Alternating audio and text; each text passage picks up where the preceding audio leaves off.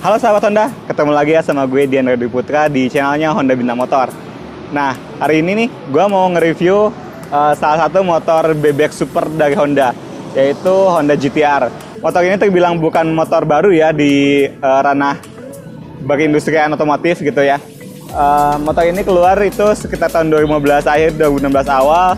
Kayak meskipun ini motor yang terbilang bukan baru lagi ya di industri otomotif, masih worth it nih untuk kita bahas dan untuk kita jelaskan lagi apa sih keunggulan dari Honda GT-R ini. Gak usah lama-lama lagi ya, kita langsung review aja motornya. Let's go.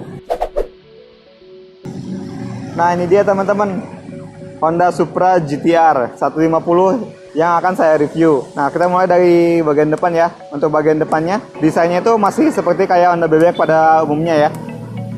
Nah, yang membedakan antara bebek super ini dengan Honda bebek yang lain itu dia memakai layered cowl. Jadi desain untuk si bodinya itu dia bertumpuk ya, antara bagian sini dan ini itu bodi yang terpisah. Jadi bikin numpuk jadinya Honda GT-R ini. Nah, untuk bagian lampu depannya itu udah memakai LED. Ini layarnya ada dua ya, jadi untuk lampu dekat dan lampu jauh. Untuk bagian depannya itu sama, dia layered cowl juga. Misalkan untuk bagian ini adalah bagian paling atas dan ini ada bagian bawahnya, itu dia terpisah. Nah, untuk bagian bawahnya ini dia ada kesan seperti memakai karbon ya, jadi ada motif karbonnya gitu, baru ditempelin dengan bodi yang atasnya ini. Nah, sebelah sini lagi ada lampu sennya. Lampu sennya itu masih memakai bohlam ya, jadi belum LED ya. Untuk Honda Supra GT-R ini bisa teman-teman lihat, dia desainnya lebih meruncing gitu ya.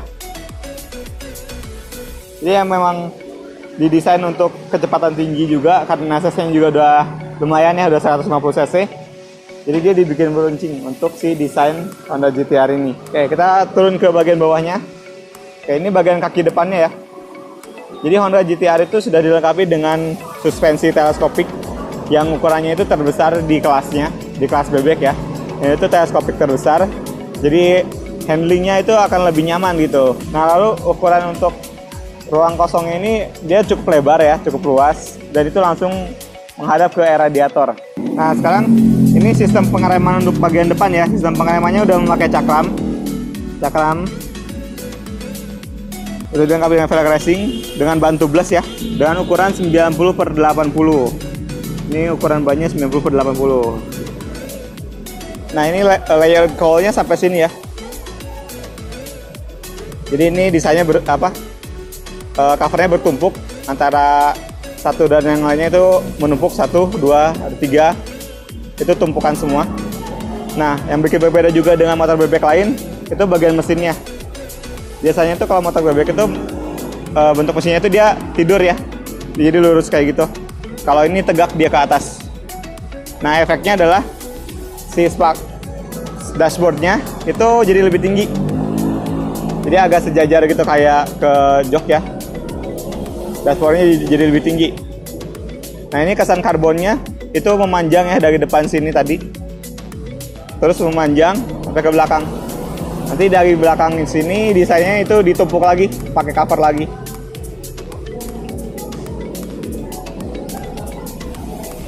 Ini udah memakai mesin 150 cc, dia mesinnya hampir sama kayak Sonic 150 cc dengan 6 speed ya. Jadi dengan 6 transmisi. Dan yang uniknya lagi, dia masih mempertahankan konsep dari motor bebek, yaitu dengan 2 transmisi depan belakang. Yang kalau misalkan Sonic kan hanya depan saja ya, jadi hanya pengungkit gitu. Kalau ini masih memakai depan belakang Honda GT-R. Nah, ini untuk bagian footstepnya ya. Untuk footstep penumpang itu memakai aluminium bergerigi ya, kayak gini. Nah, untuk footstep pengemudinya itu masih menggunakan karet ya. Oke, ini desain knalpot dari Honda Supra GT-R ini, dia dibuat lebih tinggi ya, lebih tinggi dengan desain yang sama seperti cover body. Dia dibikin layered cowl untuk si cover mufflernya. Ini ada kesan-kesan karbonnya ya. Karkasan karbonnya sepanjang sini. Ini baru knalpot. Jadi cover mufflernya itu keren banget nih. Oke, sekarang kita pindah ke bagian belakang ya. Bagian belakang dari Supra GTR ini meruncing ya. Jadi dia melanjutkan dari bagian depan itu udah meruncing, jadi sampai ke belakang. Sampai ke belakang sini ya, dia meruncing desainnya. Dan Honda Supra GTR ini mempertahankan desain seperti motor bebek pada umumnya ya. Di lampu sennya masih gabung dengan lampu belakangnya. Lampu belakangnya juga sudah LED. Nah, ini desain untuk spakbornya. Ini desainnya keren banget nih. Jarak antara ban belakang dengan spakbornya cukup jauh ya. Untuk suspensi bagian belakang Honda Supra GTR menggunakan monoshock ya. Mungkin agak susah kelihatannya. Ini monoshocknya sebelah sini. Dia monoshocknya nyaman banget. Ukurannya sih udah lumayan besar ya si monoshocknya. Nah, jadi mumpuni banget nih untuk menopang bodi Honda Supra GTR ini. Oke, ini untuk bagian ban belakang dari Honda Supra GTR. Ban belakangnya itu besar ya dengan ukuran 120/70. Jadi dia agak lebih bulat gitu. Lebih melebar ke samping 120 mili. Ini kalau misalkan bannya kayak gini tuh enak banget untuk bermanuver kanan kiri. Nah, ini untuk sistem pengereman bagian belakangnya. Dia udah cakram juga. Jadi Honda Supra GTR ini udah double cakram, depan belakang cakram. Lebih mantap, lebih enak buat digunakan gitu. Untuk dengan sehari-hari itu lebih enak, apalagi kalau misalkan digunakan dalam kecepatan tinggi, itu kita akan lebih aman gitu kalau misalkan remnya udah cakram. Nah, di bagian atas ini ada hand gripnya ya. Jadi hand gripnya itu pakai aluminium ya. Dia hampir sama kayak Vario untuk bahan hand gripnya. Hanya saja beda di lekukan di dalam sini. Ya, kalau misalkan Vario itu lebih panjang lekukannya sampai sini. Kalau misalkan Honda GTR lekukannya dari sebelah sini ya. Ini dari sebelah sini sampai sini. Ini lekukannya. Jadi kalau misalkan mau pegangan tangannya itu sampai ujung si hand gripnya. Sebelah sini untuk bagian joknya masih saya plastikin ya, soalnya ini emang unitnya baru turun, baru ada di dealer. Nah, ini untuk bagian bawah dari joknya, dia nggak ada bagasinya ya. Jadi untuk teman-teman yang mau perjalanan jauh mungkin harus ekstra membawa tas atau harus dipasang box di belakang untuk barang bawaannya. Di sini ada tempat untuk kunci-kunci atau buku servis bisa ditaruh sini. Oke. Nah, untuk tangki bensinnya itu berkapasitas 4,5 liter ya di Honda GTR ini. Dan untuk konsumsi bahan bakarnya bisa lihat di layar ya, untuk konsumsi bahan bakarnya. Dan ini dari bagian jok. Terus ini untuk desain dashboardnya. Oke, ini desain stangnya dari, kalau dilihat dari bangku pengemudi ya, dia emang masih mempertahankan untuk style dari motor bebek ya. Oke, kita bahas dari sebelah kiri. Itu ada spionnya. Terus dari stang sebelah kiri ke ini koplingnya ya, itu nyaman banget. Koplingnya juga nggak terlalu berat. Ini enak banget nih buat buat akselerasi itu akan cepat sekali. Terus ada ada tombol untuk lampu jauh, lampu dekat. Ada tombol untuk klakson. Ini tombol lighting ya sebelah sini. Nah, kita ke bagian speedometernya sekarang. Nah, sebelah sini ada tombol setnya, itu untuk mengatur indikator yang digital sebelah sini ya. Nah, jadi desainnya itu dia memakai combined digital panel. Jadi di sini masih ada yang pakai analog. Itu untuk bagian RPM-nya masih memakai analog. Dan sisanya itu memakai digital sebelah sini. Oke, kita coba nyalakan ya.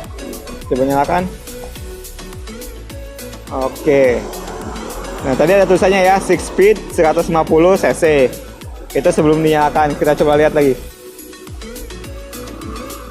Pas pertama kali dinyalakan ada 6 speed 150 cc. Terus di sini ada indikator untuk suhu, indikator engine, ada indikator lampu jauhnya. Lalu ada indikator sen sebelah kanannya di sini. Lalu ini ada digital panelnya. Itu untuk mengukur kecepatan si motornya, terus jaraknya, bensin dan gearnya atau transmisinya. Netralnya ada di bawah, indikator netralnya. Tapi untuk transmisinya dia naik ke yang digital.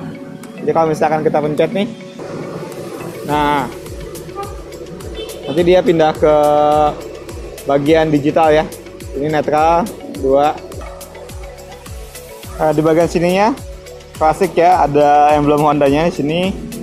Lalu ke bagian sebelah kanan itu ada starternya aja. Sini kosong, ada grip untuk gasnya, lalu rem depan.